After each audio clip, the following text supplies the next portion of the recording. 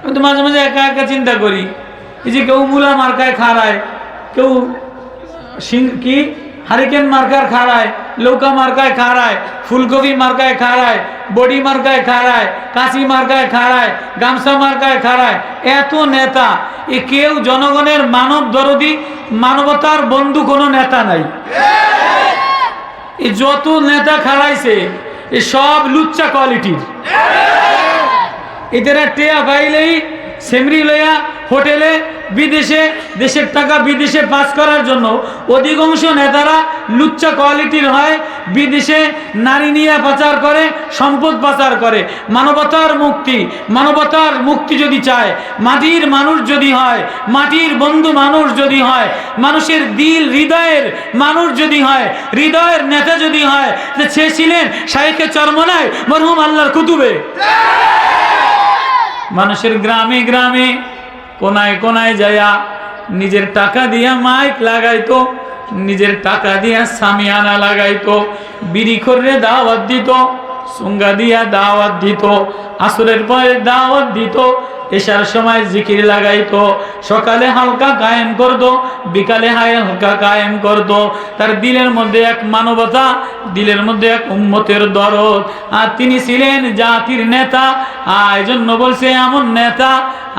নীতির পরিবর্তন, আমরা নীতির পরিবর্তন, আমরা এমন দিলওয়ালা নেতা পাইছিলাম, কিন্তু এ জাতি বুঝলো না।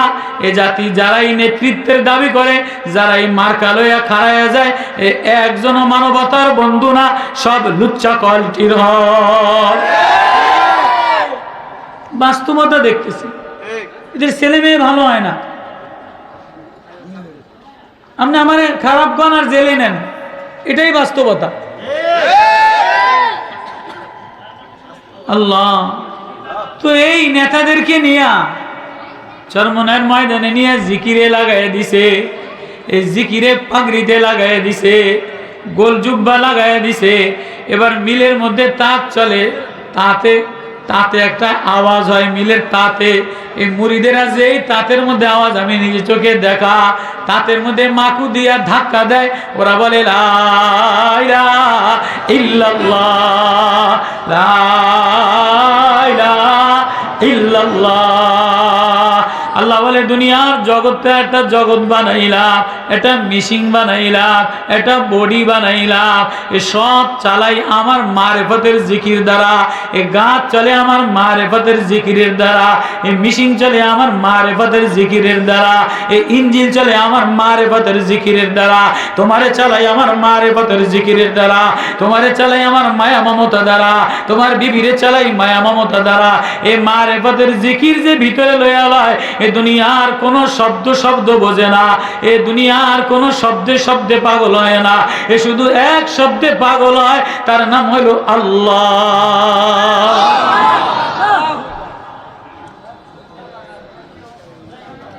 ওই এক আল্লাহওয়ালা পরিবেশ তৈরি করা। তো আল্লাহওয়ালাদের পরিবেশে যারা যায় তারা আল্লাহওয়ালা হয়ে যায়। এজন্য লম্বা চোরা ওয়াজ লাগে না। আল্লাহওয়ালাদের নেক নজর যদি পড়ে, তো অল্প ওয়াজে নজরের দ্বারা আল্লাহ তাআলা নূরানি এক পরিবেশ, নূরানি মানুষ বানায় দেন। বলেন না সুবহানাল্লাহ। দারুল উলুম দেওবন্দে 7টা মসজিদ যখন ডালিম গাছের তলে ছাউনির মতো ওই আমলে স্বাভাবিক ছিল, তো এই 7টা মসজিদে একজন মুরব্বী মানুষ যাইতো, আলেমও না, ইংরেজি শিক্ষেও তো না। এই মুরব্বী যখন মসজিদে যাইতো, তো এই হযরত সদস্য হুজুরের মতো চেহারাটা নূর দ্বারা ভরা, পুরা মজমা, পুরা মসজিদ নূর আলো হয়ে যেত। দারুল উলুমের ছাত্ররা, দারুল উলুমের উস্তাদরা সবাই মুরব্বীরে ধরতো। আচ্ছা, আপনি মসজিদে আসলে লাইট লাগে না, আলো লাগে না, মসজিদ নুরানি হয়ে যায়, এর কারণটা কি?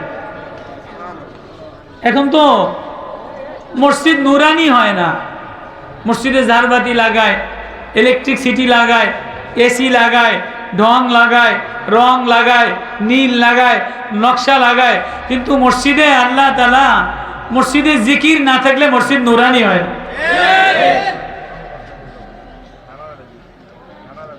তো এই সাধারণ মানুষ দারুল উলুম দেওবন্দের মসজিদে গেলে সাতটা মসজিদটা নুরানি হয়ে যেত। তো ওলামারা সবাই জিজ্ঞেস করে যে আপনি মসজিদে আসলে লাইট জানালো লাগে না, সূর্যের আলো আসে না, মসজিদ নূর নূর হয়, আলো আলো হয়ে যায়, ঘেরান ঘেরান হয়ে যায়, আপনি কালা মানুষ অথচ মসজিদে ঘেরান হয়ে যায়, এর কারণটা কি? কয় আমার তো তেমন কোনো বুজুর্গি নাই, না আমি আলেম, না আমি মুফতি, না আমি মুহাদ্দিস, না আমি কিছু, কিন্তু আমার তেমন কোনো বুজুর্গি আমার জানা মতে নাই। তবে আমার একটা ঘটনা মনে আছে। বুঝিস ঘটনাটা বলেন? বলে যে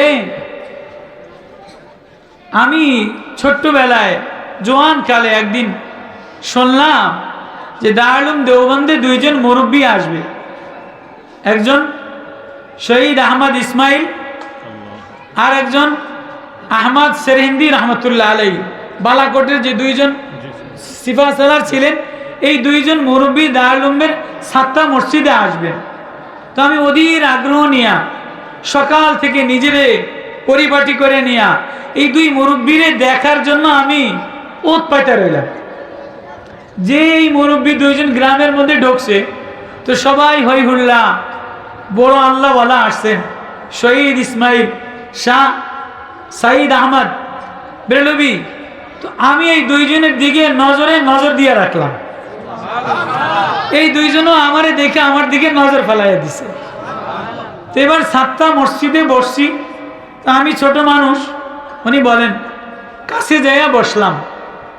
তো বসার সাথে সাথে সবাই বয়ান শোনার জন্য পাগল, কিন্তু আমি ওই দুইজনের দেখার জন্য পাগল। ওই দুইজনও বারবার আমার দিকে তাকায়। তো ওই দুইজন আমার দিকে বারবার তাকানোর পরে এরপরে আমি উঠা 2 রাকাত শুকরের নামাজ পড়লাম। কেমন যেন দেখলাম আমার ভিতরটা নূর নূর হয়ে গেছে। এবার আমি ঘরে গেলাম, মা আমারে দেখা কয় কিরে বাজান, তোর চেহারা এত নুরানি হয়ে গেল কেমনি? ওই দিনের পর থেকে আমি যেখানেই যাই বাতি লাগে না, নূর নূর নুরানি হয়ে যায়। এক আল্লাহওয়ালাদের সোহবত, এক আল্লাহওয়ালাদের পরিবেশ, এটা কোনো আল্লাহওয়ালাদের নজরে না ওয়াজু সে, না কিতাবু সে, ना वाजू से ना किताबों से, नजर से दीन होता है बुजुर्गों के नजरों से। যার দিকে কোনো আল্লাহওয়ালার নজর লেগে গেছে, কোনো আল্লাহওয়ালার নজর যদি প্রাণীর দিকে লাগে তো তারে আল্লাহ নূরানি বানায়, জোয়ানের দিকে লাগায় তো জোয়ান নুরানি হয়ে যায়। সন্দীপের হুজুর নজর যার দিকে লাগছে সে নুরানি হয়। চরমনার মরহুম আল্লাহর কুতুবে যার দিলের মধ্যে নুরানি নজর দিয়ে দিছে, হাজারো লিডাররা, হাজারো ডাকাইতেরা মারেফতের জিকির করনেওয়ালা হয়ে গেছে। ওই কথাটাই ওয়াজ।